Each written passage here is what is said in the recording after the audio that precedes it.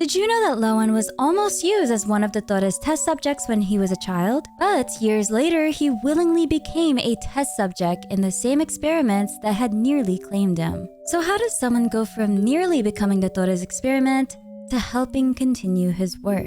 It all comes down to one fear that follows Lohen for most of his life. The fear of being powerless while someone else decides his fate. That very fear shapes the way he fights, the dirty tricks he's willing to use, and eventually his choice to take part in illegal experiments. The Tore and Rayrir had a huge impact on the person Lohen became, but they still didn't make his choices for him. Lohen was hurt by other people's pursuit of power, and years later, he knowingly chose to keep that same cycle going. So does that mean Lohen is the last living segment of the Tore? Stay tuned to find out. The ending of his story quest actually really surprised me, because Genshin did something that I don't think it does enough of. There are real consequences for characters, especially the main characters. But to understand the person Lohen became, we first need to look at his past. Lohen was raised by his mother and father in Mondstadt. One day, Lohen went with his father to deliver an order to the city. On the way, they were attacked by a group of skilled bandits. His father tried to protect him, but Lohen was taken. These kidnappers were hired by Erok,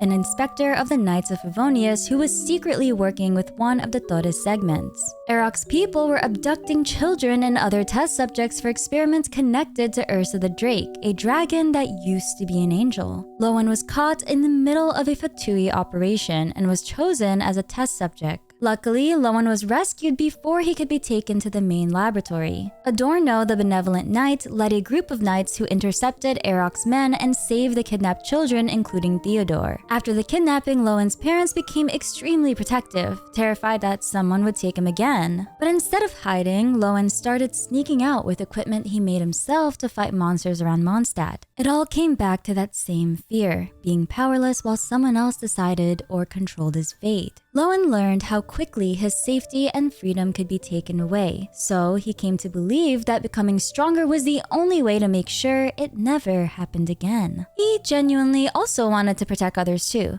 but his strength became proof that he was still in control of his own life.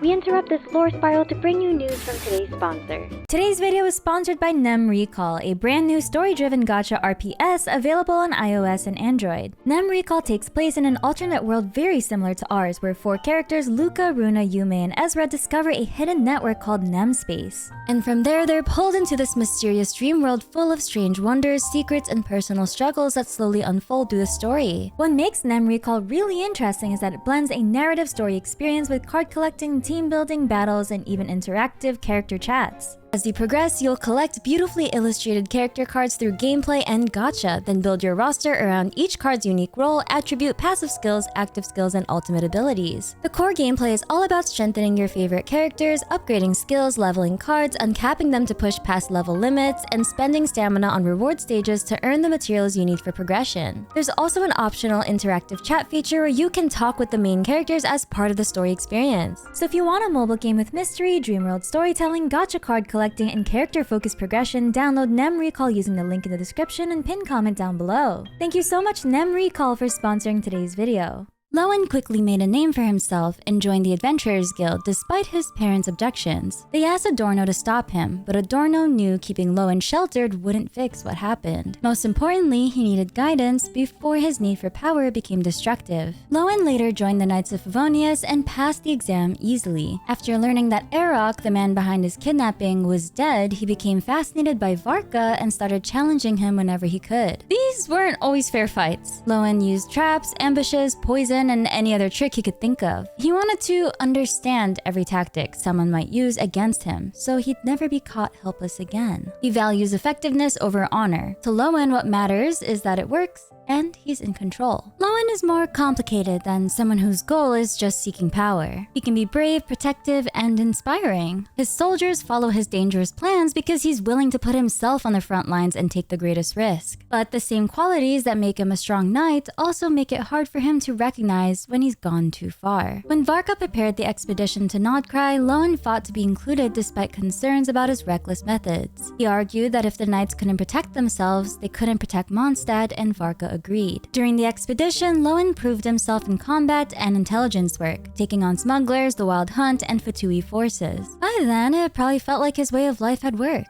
He'd become a powerful knight who could protect both himself and others. But then he met Rayrir. Lohen joined Varka in an attempt to ambush Rayrir, the Rayhir of Solnari and one of Conria's 5 sinners. The knights badly underestimated him. Rayrir's abyssal power was far beyond anything an ordinary human could match. Lohen later describes himself as useless in that battle. Rayrir left him badly injured and dismissed him as slow, weak, powerless, and mortal. Lohen had to spend several days recovering. By the time he was back on his feet, the Traveler and the others had already managed to banish Rayrir. Rayrir's words affected him so badly because they tore apart the person he'd spent his whole life trying to become. He trained and fought so he'd never feel as helpless as he did during the kidnapping. But against Rayrir, none of that mattered. Lohen was completely outmatched and had no control over the fight. For a moment, he was utterly powerless again. Dottore and Rayrir both played a major role in shaping the person Lohen became. The kidnapping and Dottore's experiments created that traumatic wound and taught him he was weak and had no control of his own life. Then Rayrir reopened that wound and made him feel like despite everything he'd done, he still wasn't strong enough. Lohen also never personally faced Dottore during the end of the Song of the Welkin Moon Archon quest because he'd already been sent back to Mondstadt with members of the 5th Company. So he never got real closure from either situations. And even though Dottore is supposed to be dead,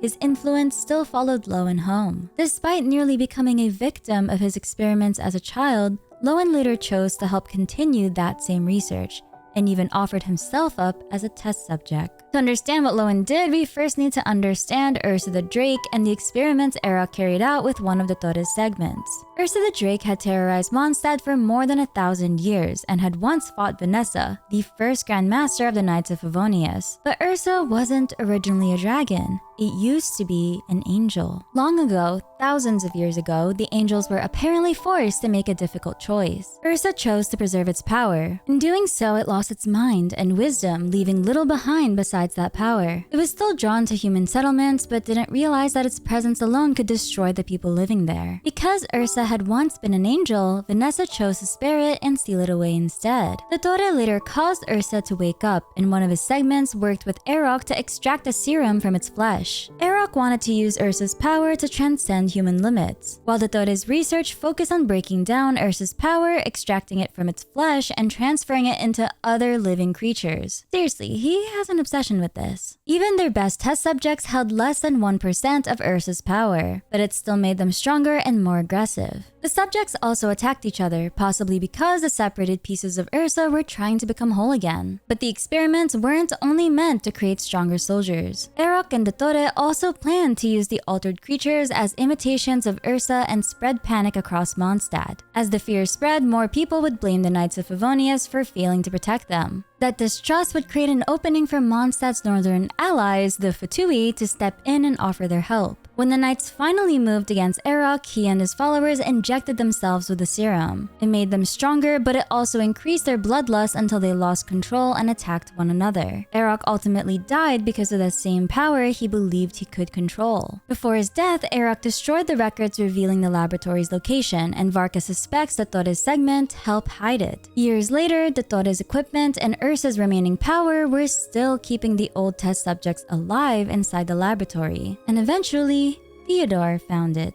By the time Lohen returned from Notcry, Adorno was old, sick, and nearing the end of his life. Theodore, who had trained as a medic, knew how serious this was. Adorno could go to sleep one night and simply never wake up. Theodore couldn't accept that. Using what little he remembered from the childhood kidnapping, he found Erok and Dottore's hidden laboratory and restarted the experiments, hoping Ursa's power could keep Adorno alive. He began by experimenting on monsters, but some of the test subjects escaped. That was when Lohen discovered what he was doing. Lohen could have ended it there. He could have reported Theodore or brought the Knights to the laboratory. Instead, he killed or recaptured the escaped monsters, kept Theodore's secret, and chose to help him continue. Lohen helped Theodore for 2 reasons. First, he also wanted to save Adorno. The serum seemed to help at first, giving them hope that it might keep him alive. But Lohen also wanted Ursa's power for himself. After being humiliated by Rayrir, the serum looked like it way to suppress normal human limits and give him extraordinary powers he felt he lacked. So Lohen knowingly continued Dotori's research. He helped refine the serum, supplied test subjects, delayed the Knight's investigation, and eventually volunteered to be tested himself. The experiment failed, but traces of Ursa's serum remained in his body, causing severe headaches and likely contributing to his loss of control during Sucros's reaction of his fight with Rarier. Lohen's past helps explain why he made these choices, but it doesn't make him innocent. Dottore wasn't there telling him what to do, Rarier wasn't controlling him, and Theodore wasn't ordering him. Lohen knew the experiments were dangerous, knew the Knights would eventually find out, and still chose to continue. When Varka confronted Lohen, he agreed to confess and accept punishment, but asked for one last night. He swore he'd return, and because Varka had never heard him make an oath like that before, he let him go. Lohen returned to the library where Theodore was still trying to finish the serum, but Lohen had finally accepted that it wouldn't save Adorno. It could kill him or keep his body alive while turning him into something violent and unrecognizable. Theodore still couldn't let go. He used the concentrated serum on himself, but extracting it had pushed Ursa's flesh beyond its safe limit, causing its power to overflow through the laboratory. When Adorno learned the truth, he embraced Lohen and Theodore, understanding why they were so afraid to lose him,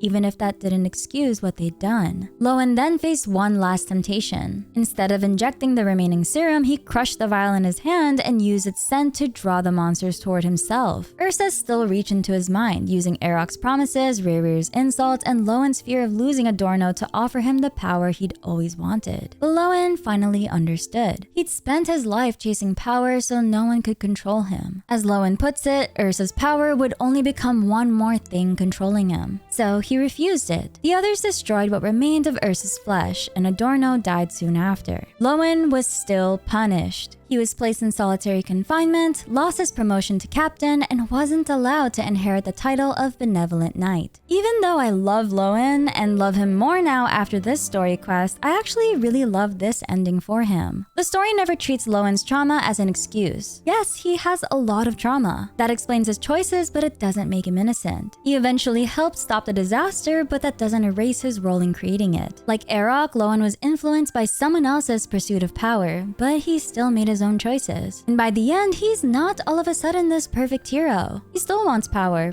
and still believes the result can justify harsh methods. What changes is that he finally sees where that obsession can lead. He refuses power that would control him, takes accountability, and accepts the consequences of what he did, and begins to break the same cycle that once hurt him. His past explains who he became, but it doesn't decide who he has to remain. This story quest also finally put an end to the Lohen is a Dottore segment theories, which I'm actually happy about because I always wanted Lohen to be his own character. If you enjoyed this video, please leave a like and subscribe, and I'll see you on the next video. I'm your leafy lore keeper Minsleif, and I read the Genshin Impact lore so that you don't have to.